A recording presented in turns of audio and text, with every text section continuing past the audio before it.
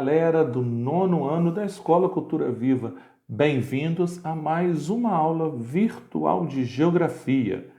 Quero conversar com vocês hoje a respeito do nosso capítulo 3, que fala sobre regionalização da Europa. Esse capítulo ele está na página 54. Gente, já vimos aí em relação às características naturais da Europa que esse continente é o segundo menor do mundo. Vimos também que ele tem aproximadamente 10 milhões de quilômetros quadrados. Sabemos então que através da Primeira e da Segunda Guerra e mais aí o conflito da Guerra Fria, esse continente ele teve uma fragmentação chegando hoje a 50 países. Isso vai nos trazer então muitos contrastes, vai nos trazer muitas paisagens diferenciadas, muitas culturas e também diversas etnias. Eu gostaria que vocês estivessem prestando bastante atenção e no final dessa aula a gente voltará a conversar. Boa aula! Alguns pesquisadores, inclusive até por sugestão da própria ONU, Organização das Nações Unidas, e também através das análises espacial, econômica e cultural, eles realizaram uma classificação do continente europeu em 4 áreas bem distintas, no qual se enquadram a Europa Ocidental, a Europa Setentrional, a Europa Centro-Oriental e a Europa Meridional. O continente europeu não possui características homogêneas, pois as disparidades se apresentam em diversos aspectos, como, por exemplo, as paisagens naturais, o clima, a política, a cultura, coisas que já, inclusive, temas que já estudamos no capítulo anterior. O continente ele possui várias maneiras de ser regionalizado. Uma delas é classificando a Europa em ocidental e Europa oriental. Antes mesmo de eu dar seguimento, eu só quero fazer uma retrospectiva aqui, falando sobre essa questão de regionalização antes e principalmente depois da Segunda Guerra Mundial. Na verdade, essa divisão ela ficou bem abstrata. Isso significa o surgimento então de uma barreira, que a gente vai chamar de barreira ideológica, entre 2 grupos de países que compõem, na verdade, o mesmo continente. De um lado ficaram os aliados aos Estados Unidos, que eram capitalistas, e do outro lado os que apoiavam a União Soviética, que eram socialistas. Então é por causa disso que eu vou consolidar de vez a Europa Ocidental e Europa Oriental. Pois bem, quando acabou a União da República Socialista Soviética, quando ocorreu esse declínio e automaticamente ocorreu também o declínio do socialismo, surgiram diversas repúblicas autônomas que compunham o território soviético. No entanto, não ocorreu uma inserção eficaz na economia de mercado provenientes da herança do sistema produtivo da economia planificada que já vigorava na antiga União República Socialista Soviética, que não conseguiu acompanhar as outras economias. Já expliquei isso dentro de sala, volto a repetir. Acabou a União das Repúblicas Socialistas Soviéticas e eles tecnologicamente ficaram totalmente atrasados aí, desde de 1947 até 1991. Então aqui no estudo vocês irão observar que parte dessa divisão regional, quando falarmos justamente desses países que estavam do lado socialista, vocês estarão observando que eles estão com tecnologia atrasada e, consequentemente, com uma economia totalmente desestruturada. Vamos então às divisões. Primeiro aí, Europa Setentrional. Setentrional nos leva a crer que é o norte, tá? Lembra lá, né? Meridional sul, setentrional norte. Então, a Europa Setentrional encontra-se localizada no extremo norte do continente, Essa área possui o clima mais frio de todo o território europeu e os países localizados nessa parte da Europa são a Noruega, Suécia, a Finlândia, a Dinamarca e Islândia. Entre esses países, Noruega, Suécia e Dinamarca, o arquipélago e península da Jutlândia formam o que se denomina Escandinávia. Por uma questão até de afinidade étnica e também cultural, os habitantes da Islândia também são chamados de escandinavos, só por questão de curiosidade. Tenho também os países bálticos, que faziam parte da antiga Europa Oriental, durante a era soviética, e que são a Lituânia, a Letônia e a Estônia. É sempre bom lembrar que toda concentração populacional de países mais frios sempre acabam no sul, né, no caso dos países, porque quanto maior for a minha latitude, mais frio vai ficando. Então eles preferem se concentrar sempre mais ao sul.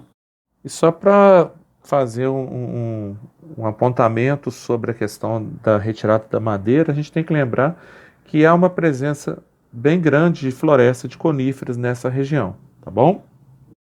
Como eu disse anteriormente, o grupo de países da ex-União Soviética, eles são fortemente marcados por critérios históricos e também por critérios políticos.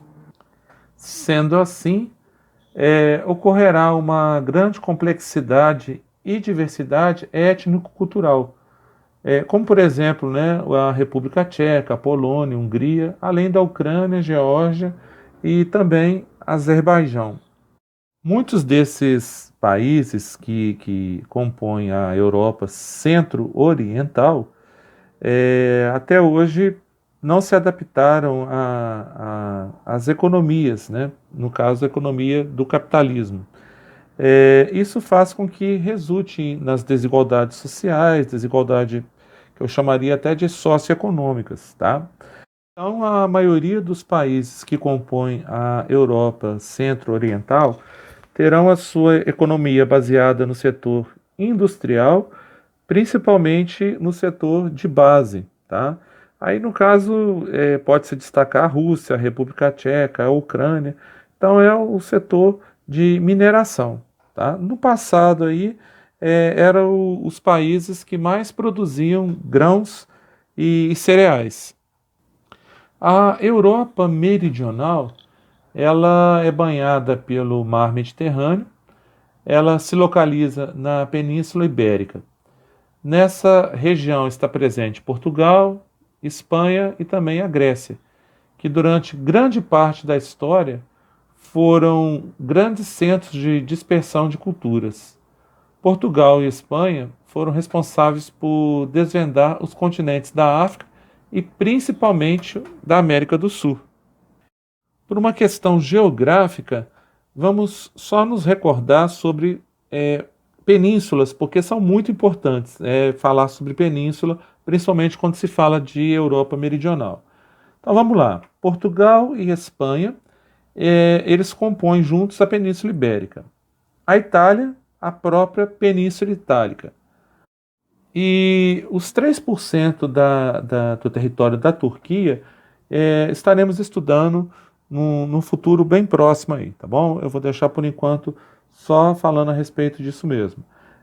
Gente, eu não posso deixar de citar aqui os países pequenininhos, tá? Vaticano, Andorra, San Marino, Mônaco e a própria República de Malta, tá bom? O que muito me chama a atenção, né, e eu quero deixar aqui com vocês, são as condições climáticas da Europa Meridional. Elas são diferenciadas em relação ao restante do continente, principalmente nessa região mediterrânea.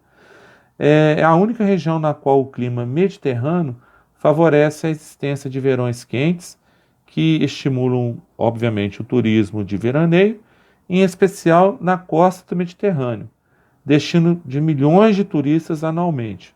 Do mesmo modo, nesse tipo climático sobressaem-se os cultivos da oliveira e também o cultivo da uva, destinados à produção, então, de azeitonas, azeite e também do vinho, dos quais Portugal, Espanha, França, Itália acabam se destacando como maiores produtores mundiais em termos de qualidade do produto. Isso ocorre graças ao clima e também ao solo, além da tradição, né, que é secular.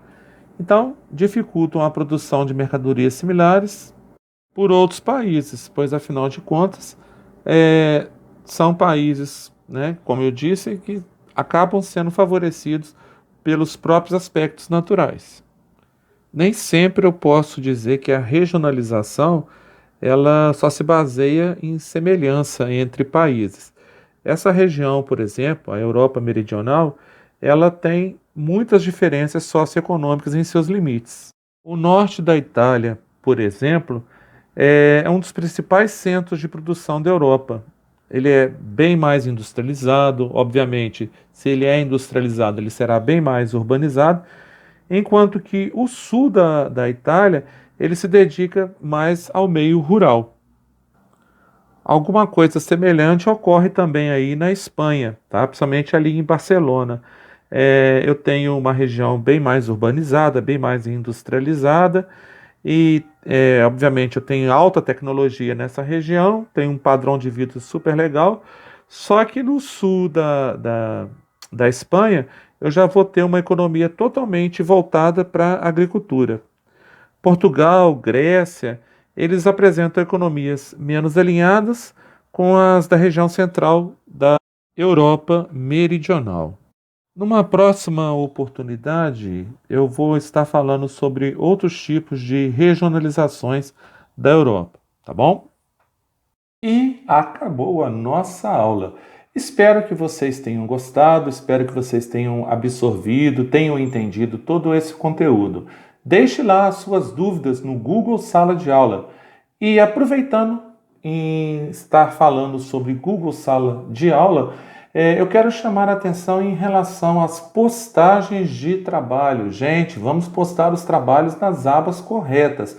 Vocês estão postando trabalhos em abas que não valem ponto, tá? Observem, preste bastante atenção. Se quando você abrir uma aba não tiver lá valor do trabalho, é porque aquele trabalho não vale ponto. Tem um lugar certinho de você postar. Dá uma olhadinha lá no vídeo que eu deixei sobre esse assunto, como postar de forma correta, que certamente você não terá mais dificuldade em estar fazendo a postagem corretamente, ok?